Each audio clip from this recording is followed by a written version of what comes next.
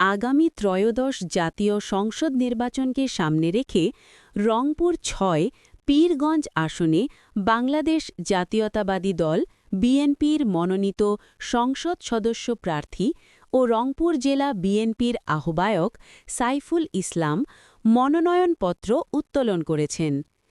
আজ উপজেলা নির্বাচন অফিস থেকে আনুষ্ঠানিকভাবে মনোনয়নপত্র সংগ্রহ করেন তিনি।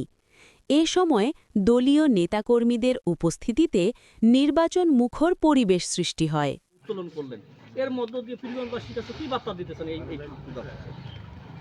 আলহামদুলিল্লাহ, আমরা আজকে ত্রয়োদশ জাতীয় সংসদ নির্বাচন 2026 উপলক্ষে নির্বাচন কমিশনার কর্তৃক নির্ধারিত আবেদন ফর্ম উত্তোলনের জন্য সংসদ সদস্য পদপ্রার্থী ধানের শীষ প্রতীকের পক্ষে আমি এবং আমার দলের নেতৃবৃন্দকে নিয়ে এসে আজকের এই উপজেলা নির্বাহী কর্মকর্তা সহকারী রিটার্নিং অফিসার কাছ থেকে আমরা আজকে মনোনয়নপত্র গ্রহণ করলাম। তার আগে আমরা এই পীরগঞ্জের সাধক কবি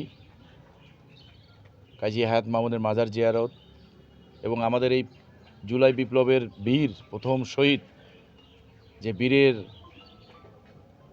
মাধ্যমে বীরদের মাধ্যমে জুলাই বিপ্লব সংগঠিত হয়েছে। আজকে যে গণতান্ত্রিক বাংলাদেশ বিনির্মাণের জন্য যারা প্রাণ দিয়েছে, সেই তার কবর জিয়ারতের এবং তার পরিবার বাবার এবং মার কাছে দোয়া নিয়ে এসে এবং আবু সাইদের পরিবারের কাছে দোয়া নিয়ে এসে এবং আমরা দলের সকল পর্যায়ের নেতৃবৃন্দ দলীয় কার্যালয়ে আমরা মহান আল্লাহ তাআলার কাছে প্রার্থনা করেছি এবং দোয়া করে আমরা এখানে এসে আমরা মনোনয়নপত্র উত্তোলন করলাম। এই মনোনয়নপত্র উত্তোলনের মাধ্যমেই পীরগঞ্জবাসীর যে প্রত্যাশার যে একটা নির্বাচন, একটি গণতান্ত্রিক নির্বাচন দেখতে চেয়েছিল গোটা বাংলাদেশ, গণতান্ত্রিক বাংলাদেশের বিনির্মাণের জন্য আমরা যে সংগ্রাম করেছি দীর্ঘ 17 বছর ধরে, এই সংগ্রামী মানুষগুলো, সংগ্রামী নেতারা এবং সাধারণ মানুষ যারা ভোটার দিতে পারে নাই, তাদের আকাঙ্ক্ষা ভোট আগামী ফেব্রুয়ারি 2026-এর ভোটের মাধ্যমে প্রতিষ্ঠিত হবে সেটা বিশ্বাস রাখি।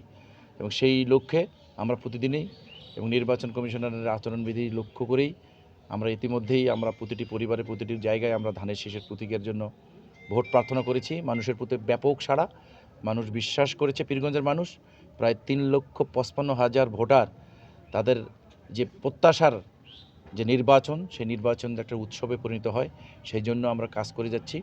আমাদের মেসেজ এইটাই যে পীরগঞ্জকে আমরা ঘুরে দাঁড়ানোর একটা প্রত্যাশা, একটা আধুনিক পীরগঞ্জ বিনির্মাণ করতে চাই।